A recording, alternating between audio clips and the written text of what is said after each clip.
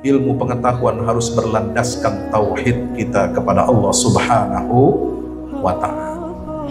Maka belajar ilmu pengetahuan, menggali ilmu pengetahuan, mengobservasi ilmu pengetahuan itu bagian dari tauhid kita kepada Allah.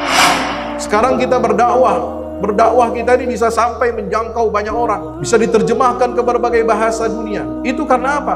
Karena AI, ada teknologi artificial intelligence. Tidak bisa kita sembarangan menanggapi penemuan sains ilmu pengetahuan ini, menganggap itu tidak penting ya. Menganggap ilmu pengetahuan itu, sains itu adalah musuh bagi umat Islam. Ini akan mengecohkan, akan mengalihkan kita dari tauhid. Justru sebaliknya, semakin orang berilmu tinggi, semakin orang mendalami ilmu pengetahuan sains dan teknologi, seharusnya dia semakin kuat, makin tebal tauhidnya kepada Allah Subhanahu wa ta'ala. Maka umat Islam ini harus kembali fokus membenahi sektor pendidikan, membenahi kurikulum pendidikan, membenahi pengkajian akidah.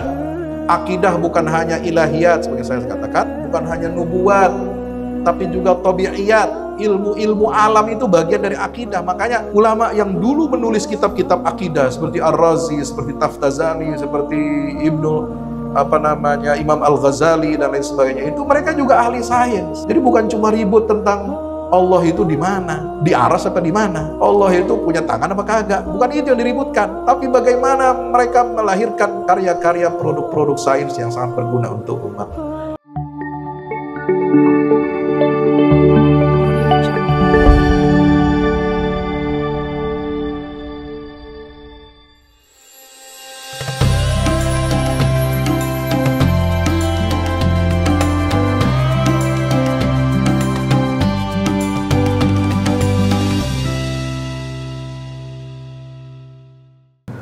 Assalamualaikum warahmatullahi wabarakatuh.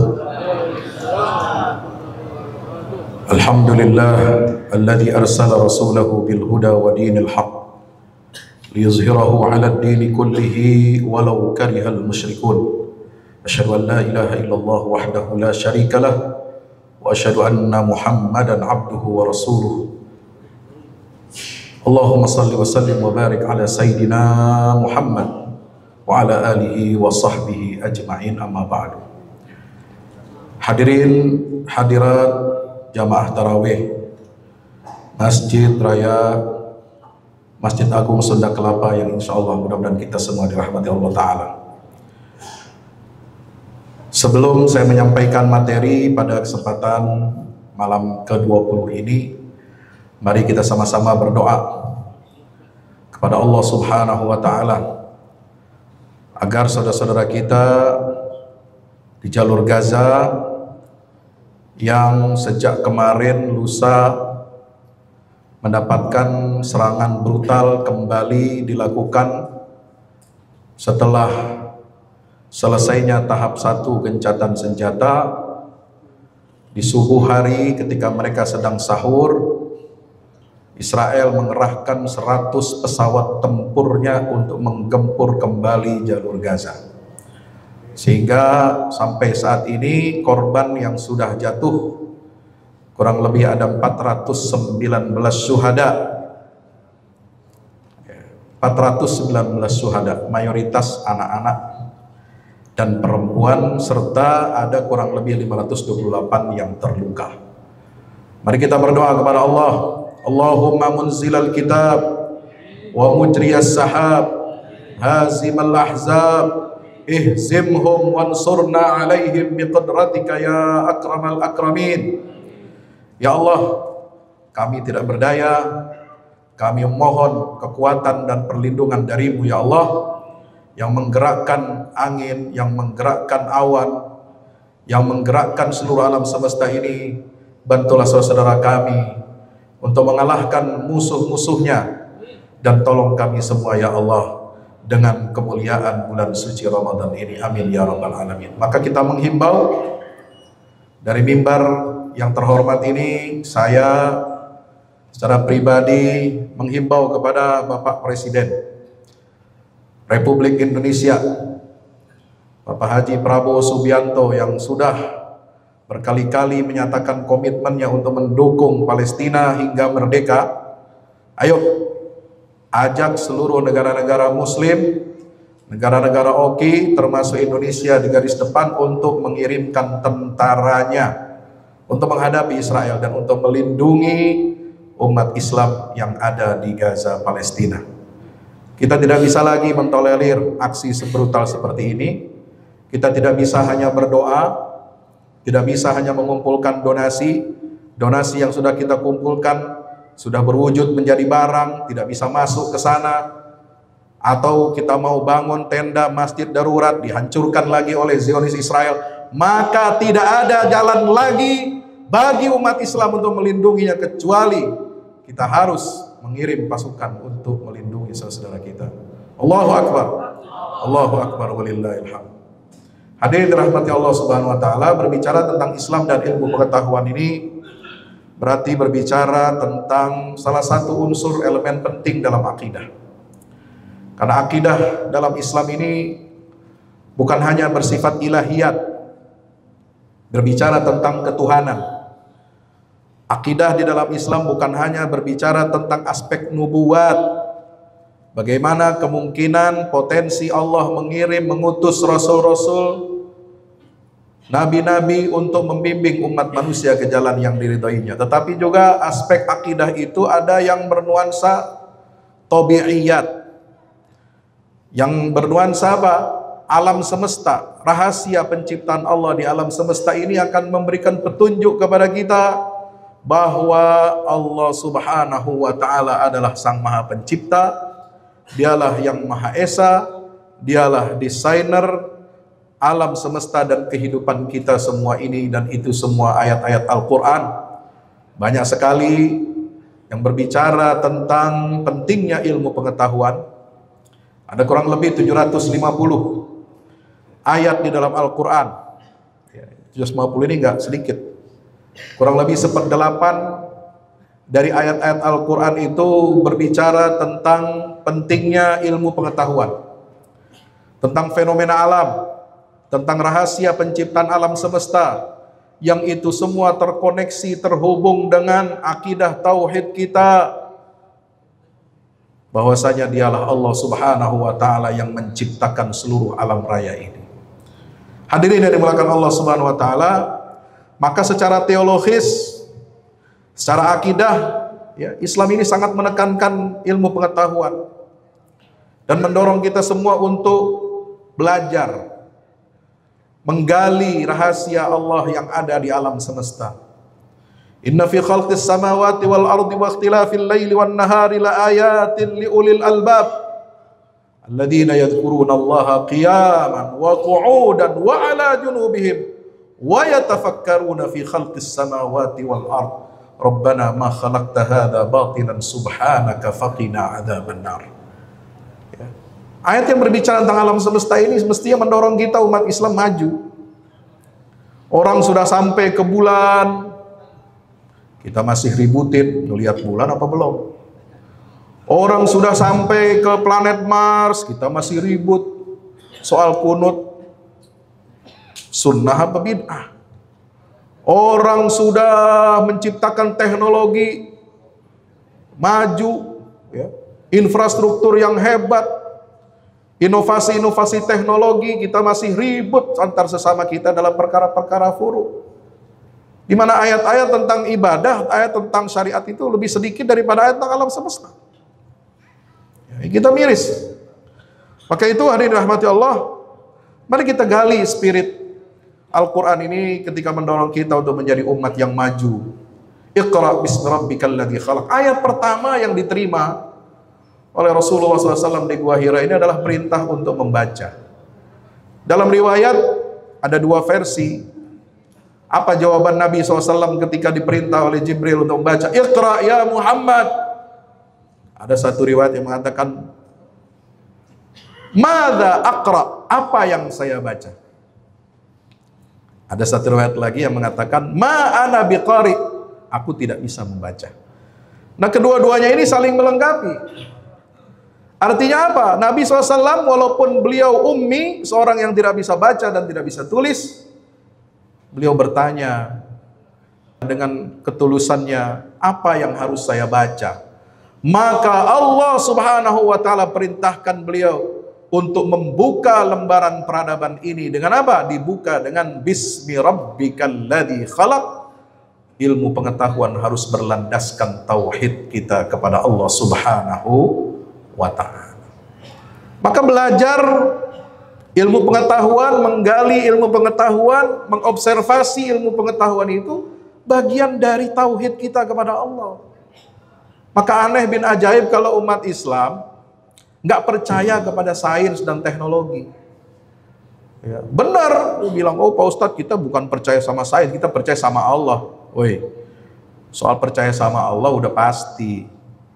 Sains dan teknologi ini Allah karuniakan kepada kita agar kita kaji, kita observasi, ya, walaupun dia bukan rukun iman, rukun Islam, ya, percaya kepada hasil-hasil penemuan, pencapaian sains dan teknologi itu menjadi suatu hal yang menentukan di abad era sekarang ini.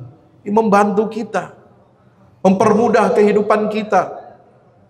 Sekarang kita berdakwah kita ini bisa sampai menjangkau banyak orang, bisa diterjemahkan ke berbagai bahasa dunia. Itu karena apa? Karena AI, ada teknologi artificial intelligence.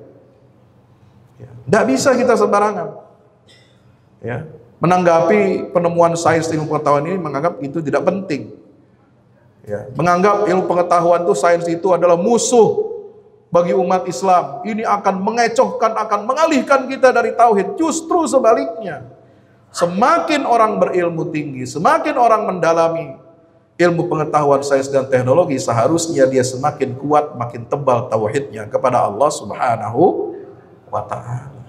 Bukan untuk menjadikan orang itu jadi ateis, bukan menjadikan orang menjadi sekuler, tidak. Maka Islam mengajarkan kepada kita agar apa? Kita mengintegrasikan antara ilmu pengetahuan dengan agama. Dan agama Islam tidak pernah memilah-milah, tidak pernah mendikotomi. Nah, oleh sebab itu dalam aspek sejarahnya, secara historis, ya, umat Islam ini adalah pionir dalam inovasi ilmu pengetahuan dan teknologi. Kota-kota besar yang menjadi pusat kekhalifahan Islam di Baghdad, di Cordoba, di Damaskus, di Kairo, di Samarkand, itu menjadi pusat-pusat inovasi teknologi di zamannya. Saya belum berapa waktu yang lalu, berapa bulan yang lalu, ya, mengunjungi Istanbul.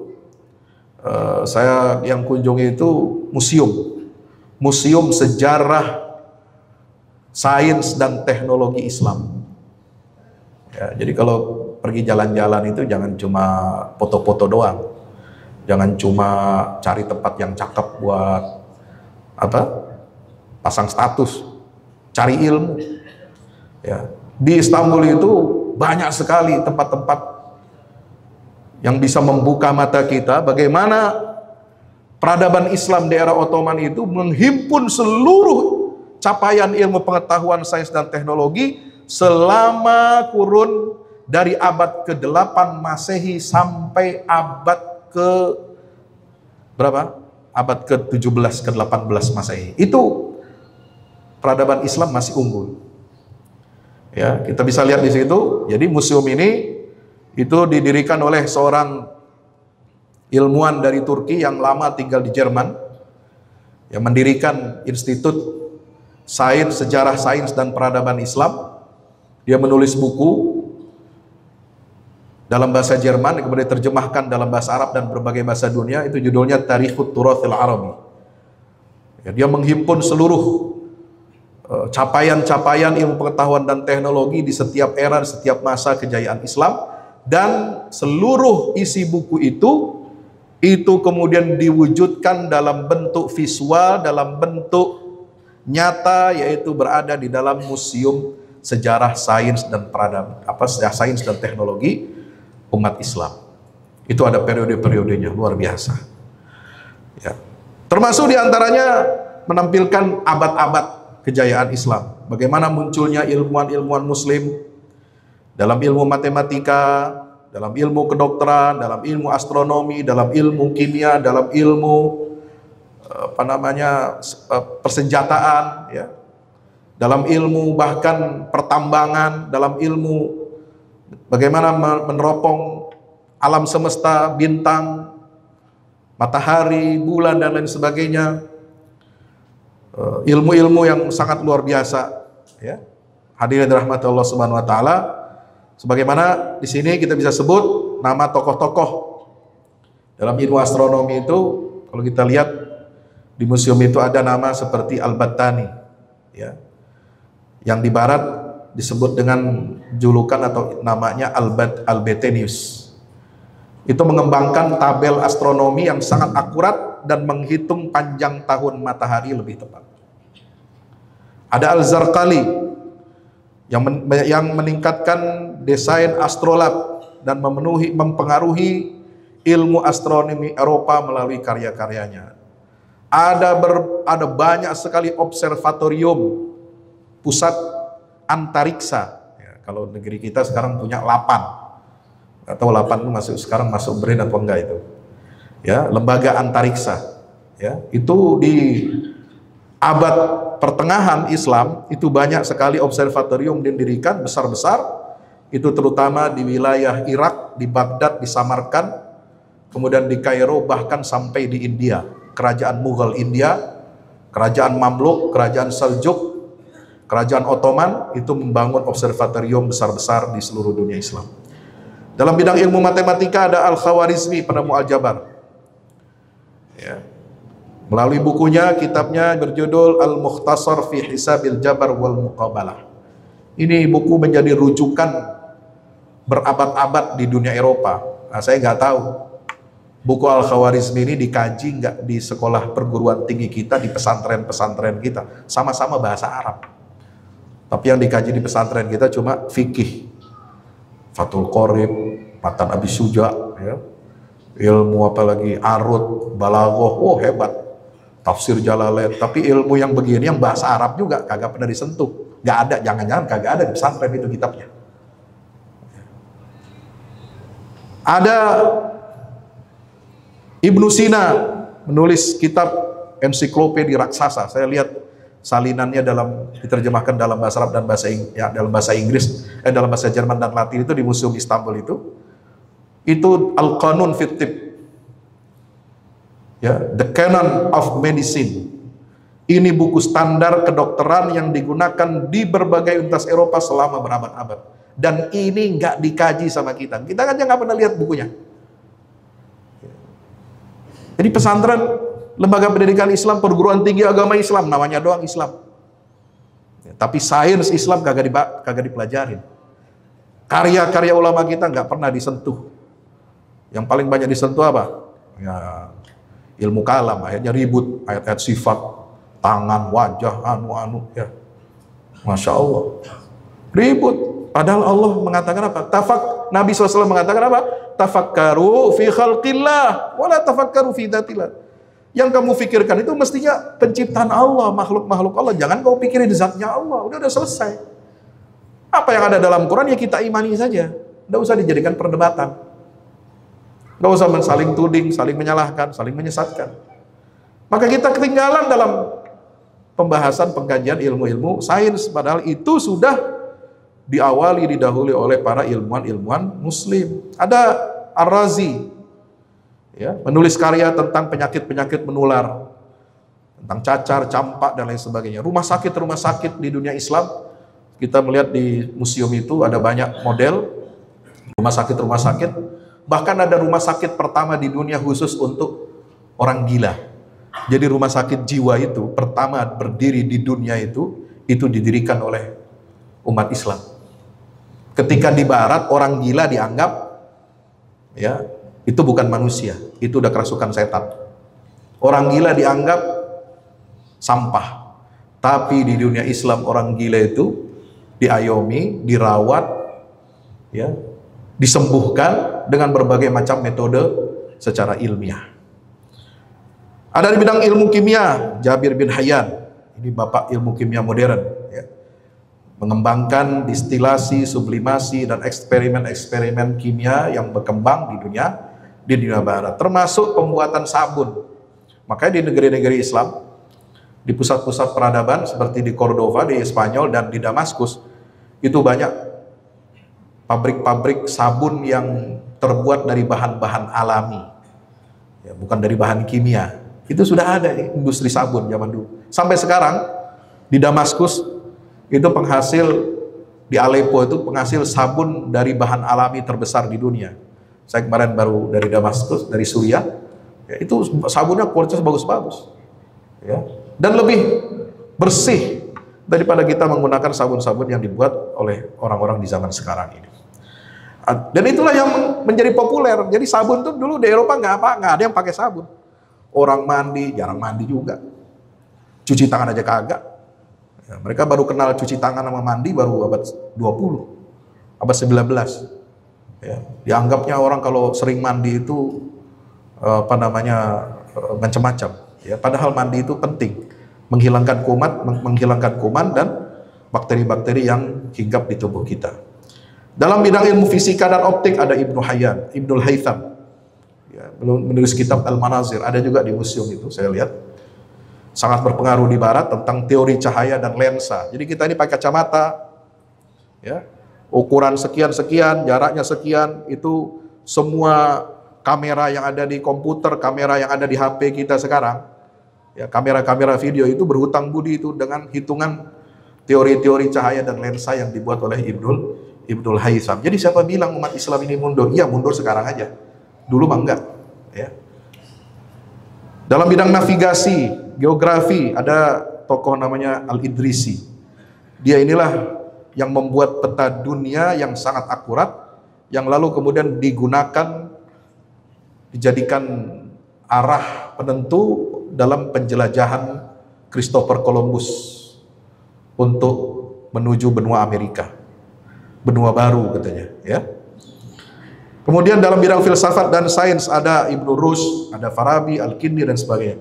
Banyak sekali pusat-pusat penterjemahan di dunia Islam. Hadirin dirahmati Allah Subhanahu wa taala, maka itu mari kita kembali kepada jati diri peradaban Islam yang mendorong kita untuk memajukan ilmu pengetahuan, ya. Jangan sampai lembaga pendidikan Islam ini kalah dan tertinggal dari lembaga pendidikan non-muslim.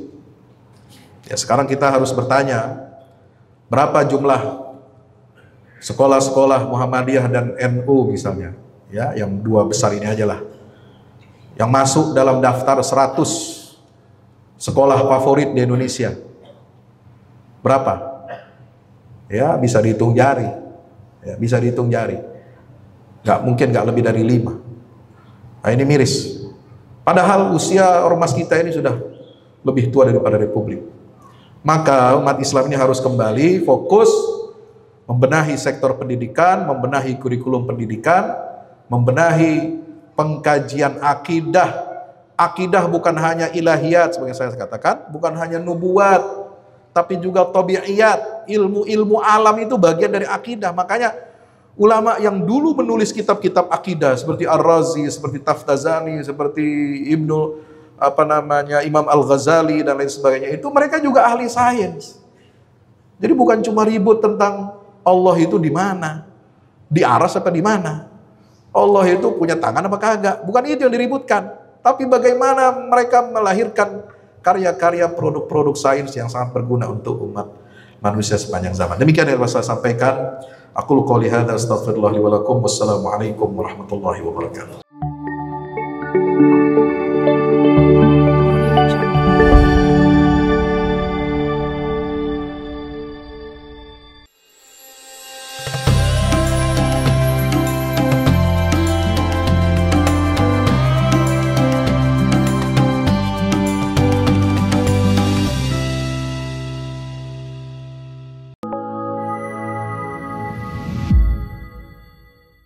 Yang terbaru dari Ustadz Fahmi Salim, buku Runtuhkan Zionis Rebut Baitul Maqdis, buku yang siap membuka cakrawala pikiran dan batin sahabat, sudah bisa dipesan sekarang juga. hasil yang dicapai para mujahidin dalam pertempuran Badai Al-Aqsa 7 Oktober 2023 memiliki arti penting ataupun nilai strategis, bukan hanya dalam pembuktian bahwa kekuatan Israel bisa dikalahkan bahkan oleh pihak yang memiliki persenjataan jauh di bawahnya, melainkan juga dalam menyadarkan dunia Islam, terutama para pemimpinnya yang memilih menjadi penonton ketimbang membantu sesama saudaranya. Buku ini adalah salah satu bentuk dukungan dan ikhtiar dengan niat berjuang bersama-sama dengan mujahid Palestina. Tak sekedar memberikan informasi, membeberkan fakta atau data kepada khalayak di Indonesia. Buku ini juga hadir untuk meluruskan tudingan bahkan fitnah terhadap para pejuang di sana. Betapapun kita berada jauh dari Al-Quds, melalui buku ini kita akan dapatkan bagaimana kita bisa memperoleh pahala yang sebanding dengan para pejuang di garda terdepan di negeri perlawanan Palestina. Dapatkan buku Runtuhkan Zionis Rebut Baitul Maqdis segera.